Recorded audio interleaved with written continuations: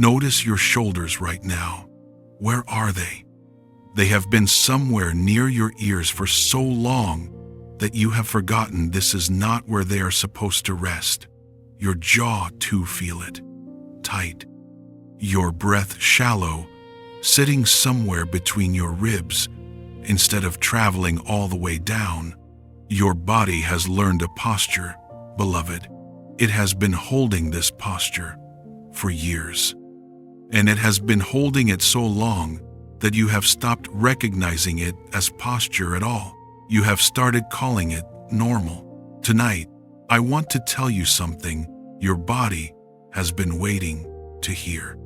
When God sends the right man, the one He has been preparing for you while you were learning how to survive without Him, the posture comes down. Not because you finally fixed yourself, not because you finally said the right prayer or waited the right number of months, but because what is coming is not a repainting of your walls. It is a demolition, one wall at a time, until you discover that there was space here all along. You have been living between 5 walls, beloved. 5 specific kinds of weight that have shaped your interior life so completely that you cannot see them anymore. They have become the architecture of your existence. You walk past them without noticing. You arrange your life around them. You have accepted them as just what rooms have, but they are not. And the man God is forming for you was forged specifically so that not one of these 5 walls follows you into the home He is going to build with you. The first wall is confusion. You know this wall. It is the wall of conversations you have to translate after they end. It is 11 p.m. and you are rereading his last message for the 4th time, and you open a conversation with your friend and type, "What do you think he meant by this?" You attach a screenshot. You wait. Because you cannot interpret your own relationship without a witness. You have been a translator in your own love story. Beloved, not a participant. Working full-time to decode a language that should never have been encoded in the first place. When God sends the right man, that wall is not in the house. Because James 5:12 says it with striking simplicity. Let your yes be yes, and your no be no. That is not a verse about being blunt. That is a verse about being knowable. A man who cannot say what he means cannot be truly loved, because there is no one stable for you to love, only the version you reconstructed from his fragments. The man God is preparing for you has been learning a discipline that most men never learn, the discipline of plain speech. Somewhere in his life, probably in a season of failure that you will never know the details of, he learned that ambiguity is a form of cowardice. That hiding behind unclear words is not kindness. It is fear dressed as politeness. And when he arrives, you will not need a translator. You will simply know where you stand. Without the friend group counsel, without the screenshot, without the 11 p.m. text. The second wall is anxiety. This is the wall of the body that never quite rests. The wall of waking at 3 a.m. and reaching for the phone before you are even fully conscious, checking, scanning, trying to read whether the storm is coming today. The wall of the chest that tightens when you have not heard from him in 6 hours and you cannot remember what you said last that might have driven him away. Your nervous system has been on duty, beloved, for years. You have been carrying a vigilance that has cost you sleep, cost you peace, cost you the simple pleasure of an ordinary afternoon. When God sends the right man, that wall is not in the house. Think of Martha in Luke 10. Jesus has come to visit her home in Bethany. Mary is at his feet, listening, and Martha is in the kitchen, anxious, certain that everything will collapse if she does not hold it together. She marches out and complains, and Jesus speaks one of the gentlest sentences in all of Scripture. Martha, Martha, you are anxious and troubled about many things, but one thing is necessary. He did not scold her. He named what her body was doing and offered her a different posture. Martha had been doing what so many women do, carrying the imagined collapse of the room as her personal assignment.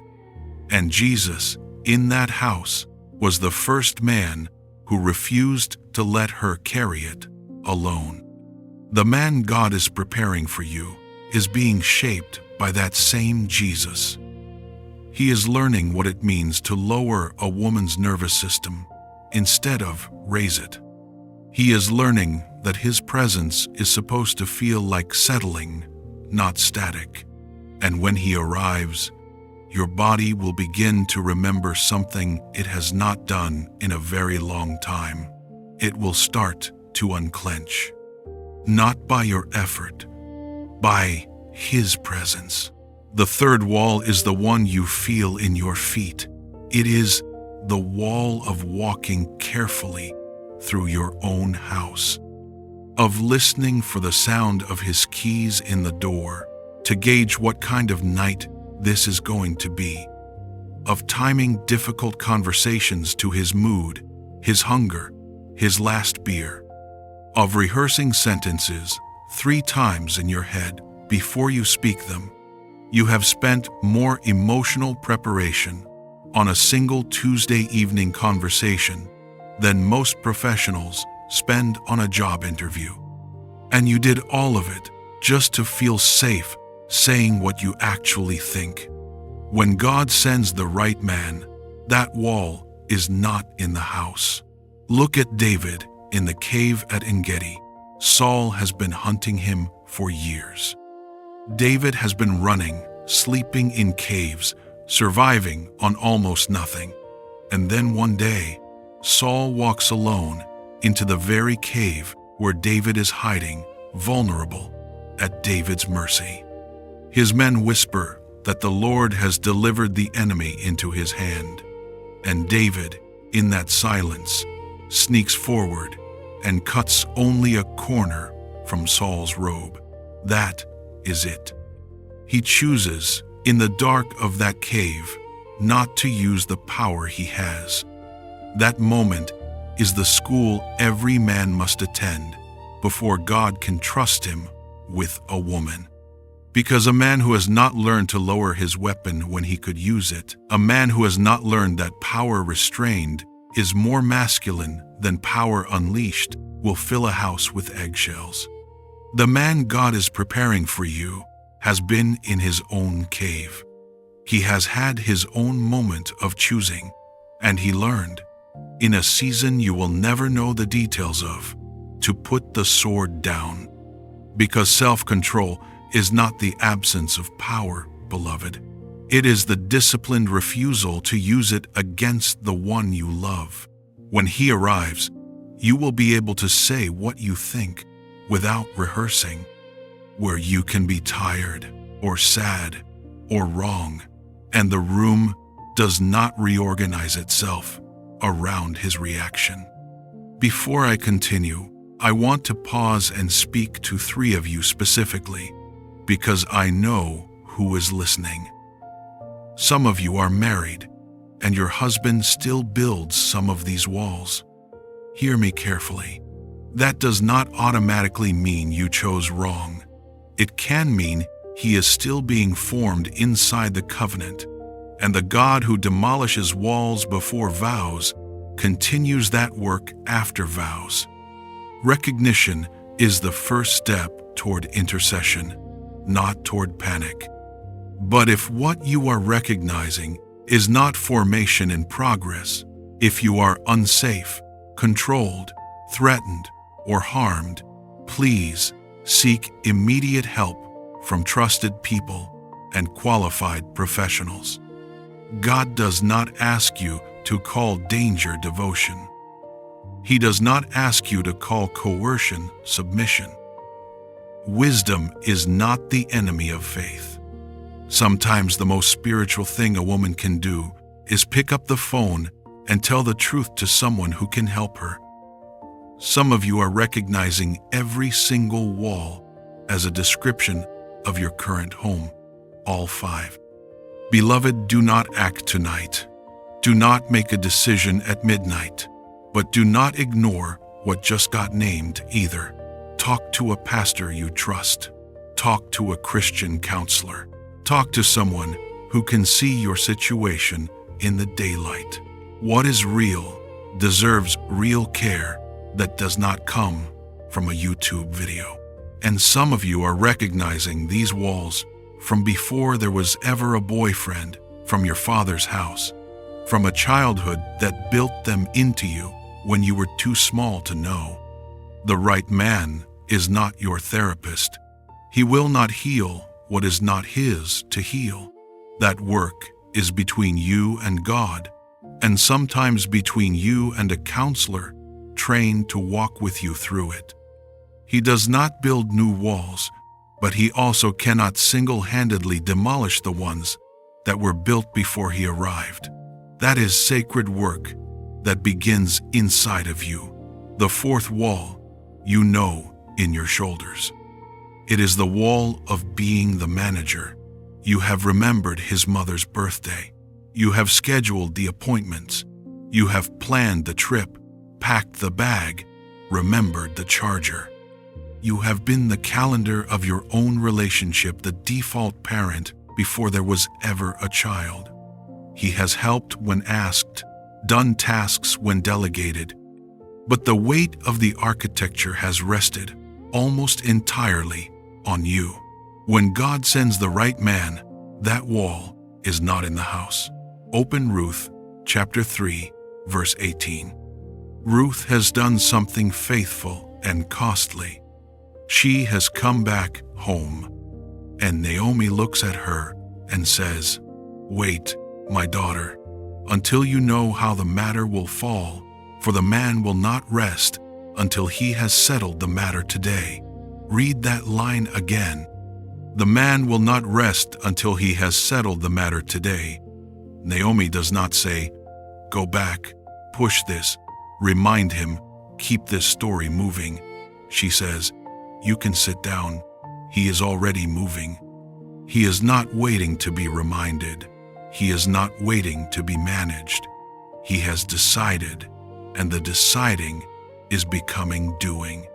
That is the masculine initiative the man God is preparing for you is being trained in. He is not waiting for you to assign tasks or plan the date or schedule the conversation about the future. He has already accepted the position. Because a man who waits to be told what to do in his own relationship is asking his wife to be his mother. And the man God is forming for you is being trained out of that posture before he ever arrives at your door. And when he arrives, you are going to be able to put it down. The calendar, the mental load, the manager role, the default everything role. The 5th wall is the loneliest one. You may have never had a name for it, so let me name it. It is the wall of being lonely while not being alone, of sitting next to him on the couch and missing him, of sleeping in the same bed and waking up without ever having been seen. He is 2 cushions away. The TV is on. You are technically watching the same show, and you are missing him. You know what it feels like to be single. That kind of loneliness has a clean edge. You know exactly what is missing, but the loneliness you have known inside a relationship is a different kind of loneliness entirely. It is sharper, because something is technically there. Something should be enough, and it is not. You cannot say it out loud, because how do you tell someone you miss them while you are sitting right next to them? So you swallow it. You have swallowed this hundreds of times, and you have started to wonder if you are asking too much, if something is wrong with you for not being satisfied by the body in the room. You are not asking too much. When God sends the right man, that wall is not in the house. Genesis 2:18 says that God looked at Adam who had paradise, communion with the Lord, every living thing, and said, "It is not good that the man should be alone." Loneliness was the first thing in all of creation that God called not good. Before sin, before the fall, before anything broke. And his solution was not company. It was covenant partnership, someone suitable, someone who would not leave Adam alone inside his own life. Ecclesiastes 4 says it plainly, "Two are better than one, not two are equal to one. Better. If 1 + 1 keeps equaling less than 1, the math has been broken somewhere. And when the right man arrives, you are going to be seen inside your own house by a man who is actually there, not orbiting, not distracted, not hollow, present. The wall comes down. Beloved, hear me. You will not translate his words. You will not reach for the phone at 3 a.m. You will not rehearse sentences before you speak them. You will not be the manager of your own relationship. You will not feel more alone next to him than you felt by yourself. 5 walls coming down, one by one. And when the last wall falls, when the last carefully constructed survival skill in your nervous system finally stands down, when the last brace position in your body finally releases, you are going to discover something so simple it may make you cry the first time you feel it. You are going to discover that there was space here all along. Space in your chest, space in your sleep, space to simply be a body again instead of a sentry post. You are not moving into a smaller version of the same room with different paint. You are discovering a home that was waiting for the walls to come down. The God who has been preparing him has been preparing demolition tools, not paintbrushes. And not one of these 5 walls follows you into what he is building. If this meant something tonight, leave one word in the comments, walls. Just one word. As a witness to yourself that you can finally see them. As a witness that you have names now for what your body has been carrying. As a witness that you are ready for them to come down. And if this message blessed you, remember to like, subscribe, and share so others can be strengthened by the Word of God. God bless you.